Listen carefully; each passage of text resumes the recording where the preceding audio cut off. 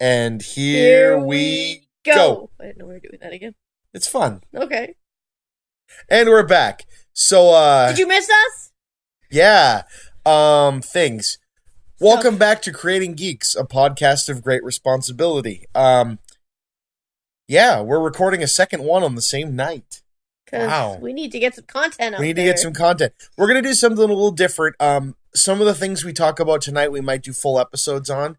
But instead of having this be like a history lecture on something, we just kind of wanted to geek out and talk about some stuff. So this is like a filler episode. Yes. You know, like yeah.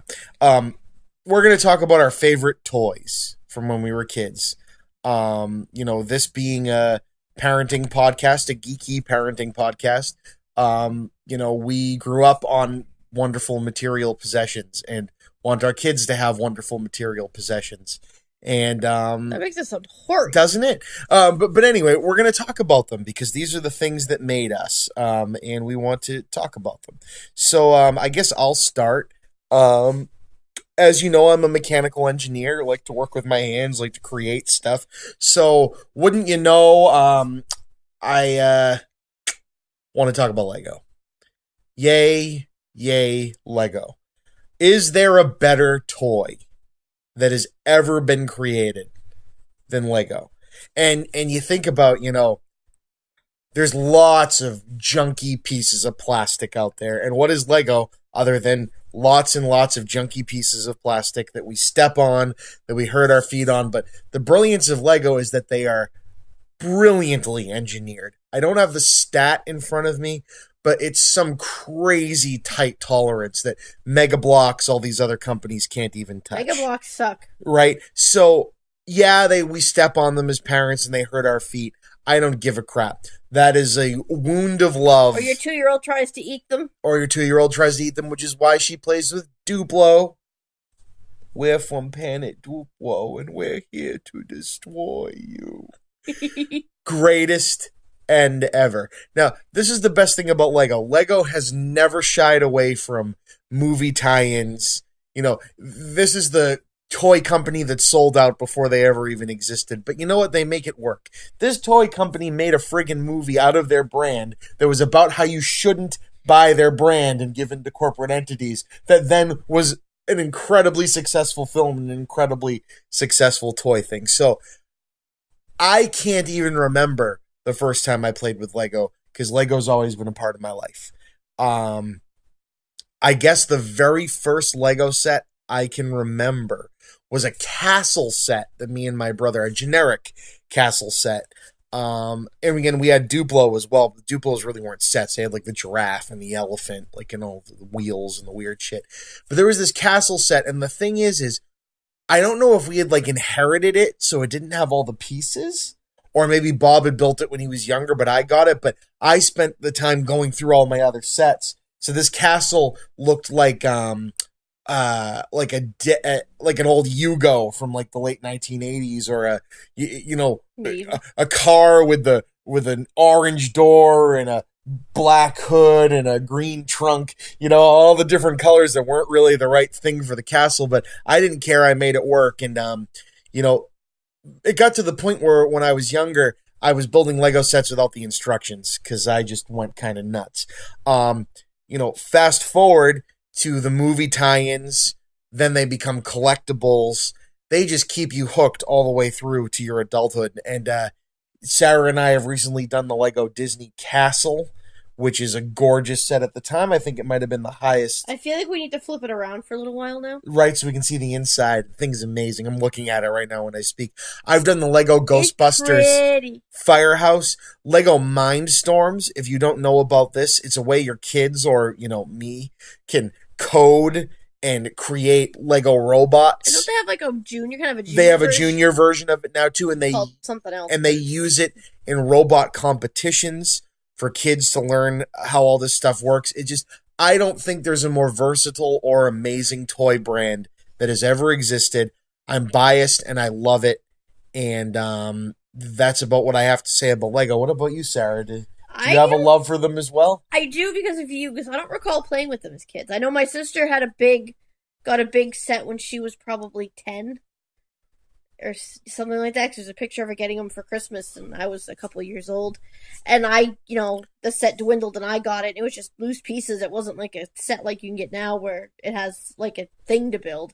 But I never really remember playing with them much until you and I got together, and you and I would just start buying these big crazy sets and falling asleep at like 1 in the morning building them. Right, and with Lego, I feel like it's always kind of gone across the gender gap. It's never been a thing just for boys.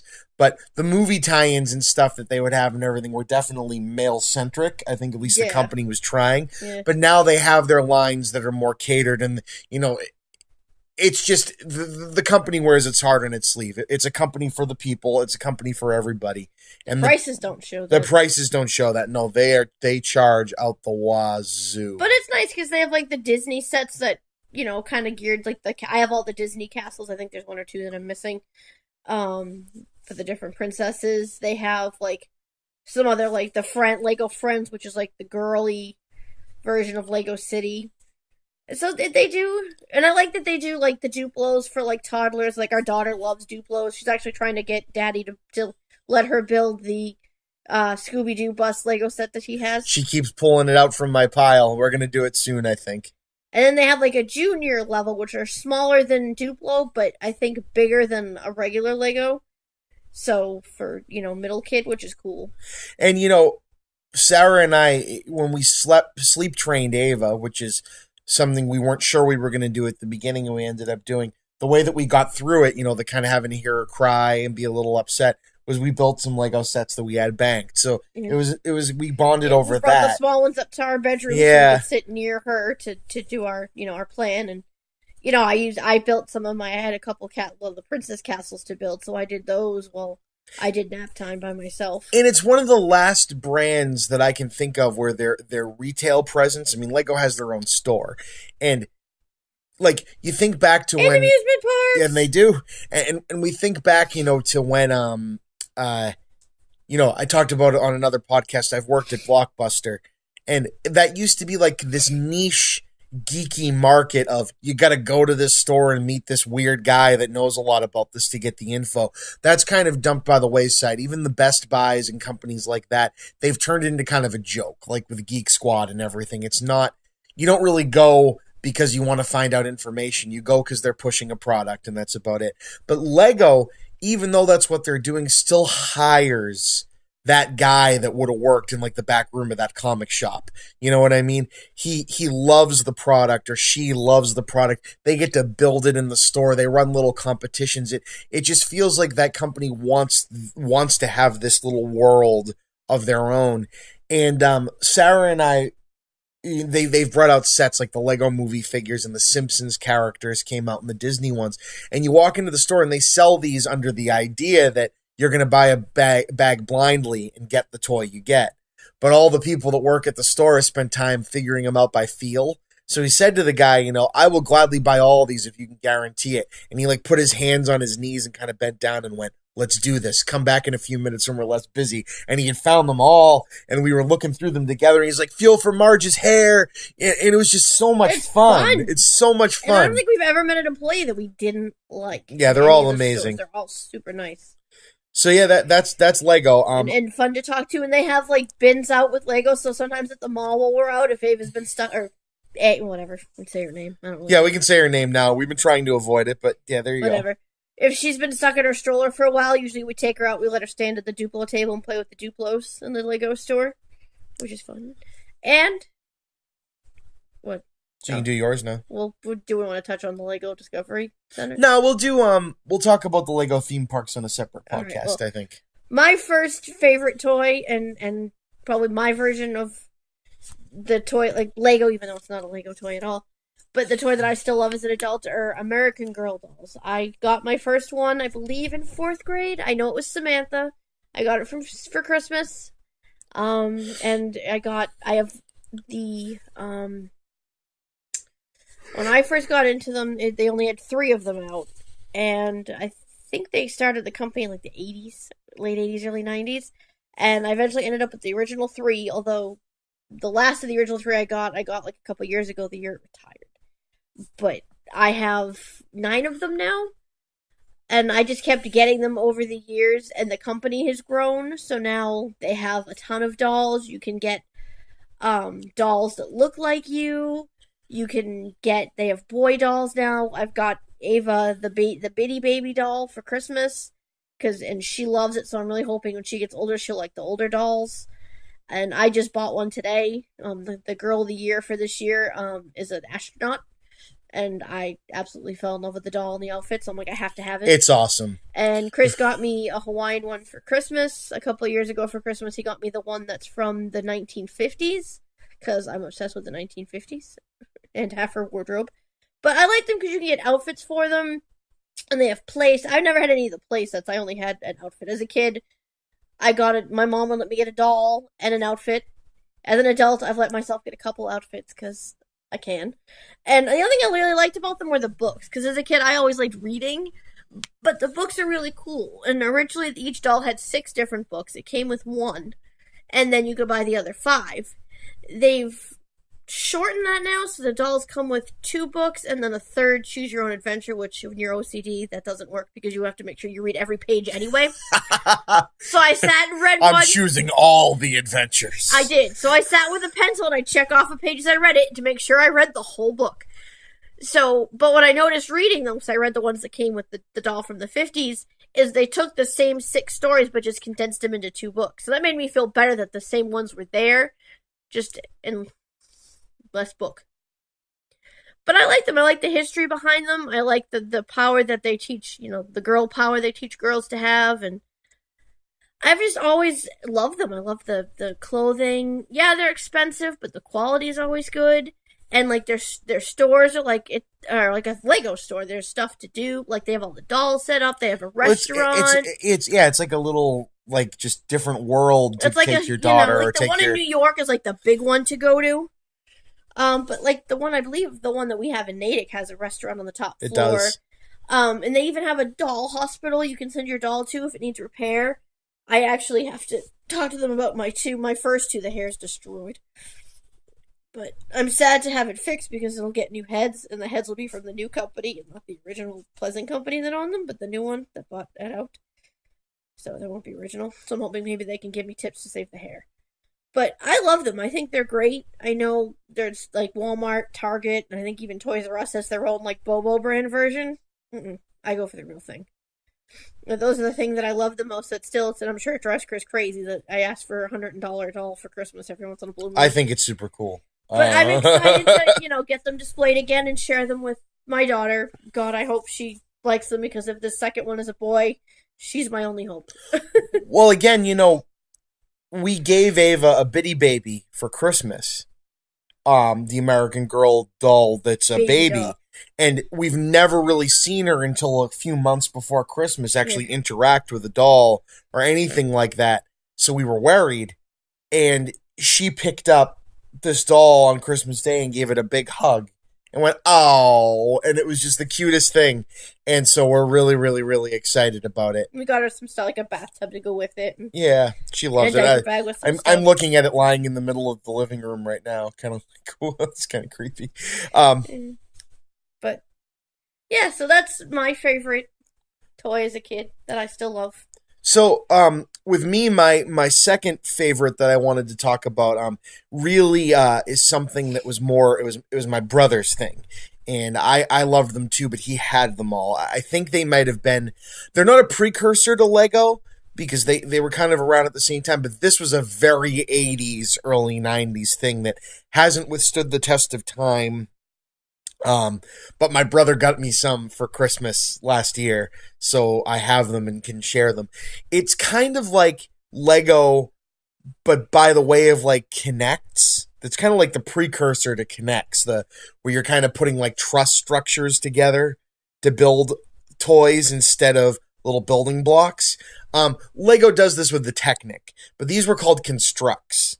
And I don't know if anyone listening to this remembers Constructs, but I don't. What was cool about them is you could make, like, they were kind of very set sizes, so you could make square hallways, and for me, being the mechanically inclined guy, you could make, like, perpetual motion machines that, like, dropped balls down them, and I would make like little factories where they would like go through and assemble. And it was one of those things where you never build the set. Like with Lego, I'm big on building the sets. I also like building other stuff too. With this is definitely the use your imagination toy. And what they were was that it was a bunch of 6-way junctions, like a little thing the size of a playing dice. And it had little connection pieces on the 6 sides, and you snapped them together and built stuff. Spaceships, cities, whatever. And this was something me and my brother bonded over, and it had a very sci-fi vibe to it. Lego kind of branches out everywhere. Constructs were very much space age. Everything kind of looked like something out of the Alien films, like that very 90-degree angle, 45-degree angle, 2001: A Space Odyssey style futuristic space stuff. And they were just wonderful. I wish they were still around. I wish they could make a resurgence. I remember in the mid to late 90s, Learning Smith and Learning Express had them again. It was like a 20th anniversary type of a thing. Again, it's something I would love to be able to share with my kids. I have some around to do it, but they were super cool. I hope you guys remember them because I loved them. And Sarah, you have no experience with them, right? I had no idea what they were. You open them, what the hell is that? They're so cool. That's not Lego, Chris. I know, they're so cool. Anyway. So the next one that I played with a lot, but I'm not really a huge fan of now, was Barbie. I had a ton of Barbie dolls. I had like a wooden dollhouse for them. My sister and I had like furniture. My sister actually had the McDonald's Barbie play set thing. I remember that. The little tiny foam containers that they were plastic, the foam containers the burgers came in. By the time I got it, I think we had lost a lot of pieces. I think I had a Barbie car. I know my grandmother had the giant Barbie, the actual Barbie dream house that actually made a resurgence this past Christmas. But as I got older, I didn't really like them when I got old enough to really understand them. To me, I never really wanted my daughter to play with them because they just seemed not... You look at the doll, they weren't proportioned. Yeah, they fixed it a little, but I like what American Girl offers a girl in a doll versus a Barbie. To me, American Girl focuses a lot more on, being a girl and being proud, and they have books about what's happening to your body and puberty and how to stand up for yourself. And I like that. And to me, Barbie, where Barbie did all these different jobs, I never found that I would hold a Barbie doll and be like, oh, I want to be an astronaut. But you have an American Girl in their story and you're like, oh, I want to do what she did. So, I mean, if she wants a Barbie, sure. But actually, this is a funny story. Sadly, Chris's dad passed away in October, which is why we were away for a while from this. And yeah, we mentioned it in the director, other one. Really nice guy, gave Ava a dollar store Barbie doll to play with during his services. And so obviously we had her with her because anyone that would have babysat her was there. So it sat in the back of the car for a while, and one day we were stopped at Dunkin' Donuts, and Chris had gone in to get us breakfast, and she was fussing, so I handed her the doll to play with.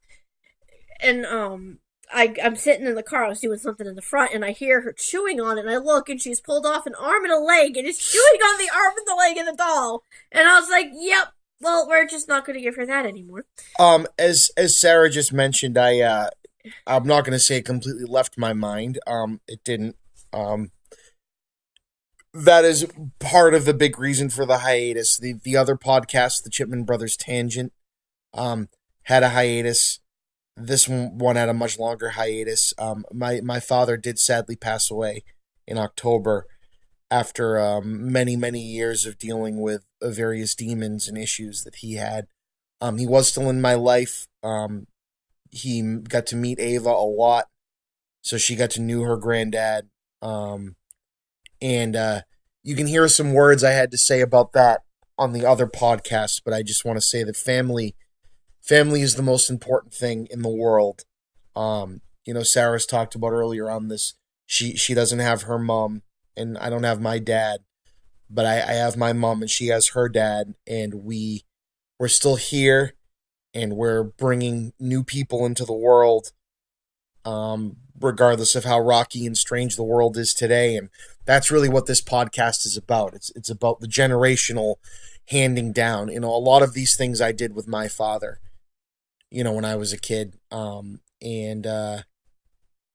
I want to be as good of a dad and better than he was. And to bring us back, were you done with Barbie? So basically, like, and I know that was the big issue with Barbie. Like, the history of Barbie is really cool, but you know, the big thing was that her proportions were very, very wrong. Like, I was putting away Christmas ornaments, because, you know, I take forever to put Christmas away. And one of them that I had put up this year was a Barbie ornament. And I'm looking at the waist of the ornament saying, God damn, they made that tiny. If you were to, I was just, and I've never, I don't know, just, as an adult, Barbies just don't really appeal to me anymore. You know, I don't know. I'm just not a huge Barbie person. But, there you go. Next. With me, can't talk about toys from my childhood without Teenage Mutant Ninja Turtles. Now, this was a weird one. You know, it's a very violent kind of underground comic that becomes a kid's cartoon show that's very silly, also very violent, but very silly, very, very 80s. And again, this was, you know, my brother and his friends had the toys. And I remember going to my brother's school when I was like 3 or 4, and one of his friends brought a Michelangelo, which was the super childish, really goofy surfer dude, skater dude guy with the nunchucks of the Ninja Turtles. And they had the figure, and they let me play with it, and I was hooked from then on out. And I had them all. I had the sewer play set, the ridiculous blimp. We saw all the 2 good movies in the movie theater, and also the third one. I think they might have made another one after that too. There was the good animated one more recently, but this show has withstood the test of time. I want to talk about the figures, though. The figures were amazing. You know, they were just great. I had them all. The pizza throwing tank, the Turtles truck that they drove around in. I'm looking right now at that truck, the van. My brother got me the entire TV show run, and it comes in a little version of the van, all the DVDs. So friggin' cool. Again, there's not really much to say other than they brought a lot of joy to me, and they make me think of Child World. Anyone from the New England area listening to this that may or may not remember Child World. It was the competition at Toys R Us. KB Toys, KB Toy Works were also there, but Child World was huge. I believe Child World was a New England thing. And Child World was awesome, and I remember we went to the Child World that was near the Liberty Tree Mall in Danvers, and they had moved their Teenage Mutant Ninja Turtles section because the toys were on the downturn and something else was coming in to take their place. This was like at the, 1993, 1994 range of time. And I remember being devastated, but I mean, I can remember that day I bought the plunger motorcycle that had the toilet plungers on it. Everything was, the humor was hysterical. And, it's just something near and dear to me. I loved them. And my mother still has them all in a bin in my basement. And I'm hoping that Nickelodeon will continue its run of their new show. And that's something that maybe one of my kids might get into. And I can show them Daddy's old toys, because that's kind of the whole point of all of this. So, next. So my next one was another doll. I don't know if a lot of people remember it, but the Magic Nursery Babies. It was a doll that kind of was like the size of a Cabbage Patch doll, and it came with it was I think naked in a diaper when you got it, and it was like a stuffed doll, and it came with this packet that you put in water, and the top of it disintegrated away. Oh! And it had an outfit in there, and it would tell you if it was a girl or a boy. I remember these. And I had a bunch of them, and I loved them. And they were fun. And I love them, and I think about them, and I'm like, I'd love to get one, but I've peeked on eBay, and you can't find any in the box. They're all already been surprised. That's no fun. But I love. They didn't do much after that, but it was pretty cool to try to figure out if you got a girl or a boy. And I think they had twins too. I think they had a set of twins you could buy. I think. But I remember as a kid, I was in, I think it was still Zayre's. It was before I went to Ames. And I think I found money on the side of the store. So it was enough to buy one of those dolls, wouldn't you know? So I did. Um, but if you see, a lot of what I played with was dolls. I had all kinds of dolls. I had dolls that you could put these hair piece things in their heads, and you could cut the hair, Yeah. and then it was like yarn hair, and then you could pull it out, put a new one in. I had dolls that you wound one arm, and it wound the hair up, and then you cranked one arm, and the hair grew out. I had a makeup doll, Little Miss Makeup, and I could take a sponge, and you wet the face, and it made makeup appear. I had like the Gem dolls from Gem and the Holograms. I had a Michael Jackson doll. We had like the Star Wars action figures, and mostly. The Kenner Star Wars, right? Probably. Yeah. We had the action figures from the Karate Kid, Mr. Miyagi, and Daniel-san. Pat and Marita. Yeah, rest him. I love him. I miss him. Yeah. So everything I think about as a kid were dolls mostly. I don't know if that's saying anything subconsciously about me. I may have to talk to my therapist about that. Interesting. So you can't be a kid of the 80s and be a boy or a girl. I mean, there was a girl Ghostbusters movie, which we both loved. Yeah! Damn you all that hated that movie. I thought it was great. I only liked it because Chris Hemsworth was in it and he's secretly my husband. No, I'm just kidding. Which one makes me look more like a doctor? Me playing saxophone or listening to saxophone? No, I did love the movie despite the fact that he was in it. It was just a nice added bonus. But I was a Ghostbusters kid. And this is another weird one like the Ninja Turtles, because it came from a movie that, especially by today's standards, was not a kid's movie. I saw it, kids loved it, but it was a Saturday Night Live comedian run, dirty movie about guys who were jerks and also paranormal experts. And they made a TV show, The Real Ghostbusters, because there was that other Ghostbusters show that had nothing to do with it. And the toys, there were tons of them, just like the Ninja Turtles. You had the Ghostbusters Firehouse. You had the Ecto-1, which I remember fondly. My Christmases were Ghostbusters for like the first 4 years in my life. I had a Ghostbusters suit that my mom put like the Ghostbusters insignia patch on that I would wear. Yeah, it was a jacket and pants that I would wear all year. In the summer, camping, I would wear this like winter jacket and pants. It was the cutest little thing. And I had a backpack that my mom made for me that was the Ghostbusters backpack, but then they came out with it. And I remember she said she got it at Child World. She came in and a pallet of them came out and they disappeared and she grabbed one. Back before you could pre-order or do your Black Friday, Cyber Monday crap online. And the toys were just wonderful. I still have almost all of them. Again, they were cheap plastic. The show was a cheaply made show, but it was great. And again, I love Lego. I love it to death, but the Ghostbusters they were my jam, man. That's about all I got to say about that. Did you know the Ghostbusters? Was that like, or is it like with Gem where I just had no idea it existed?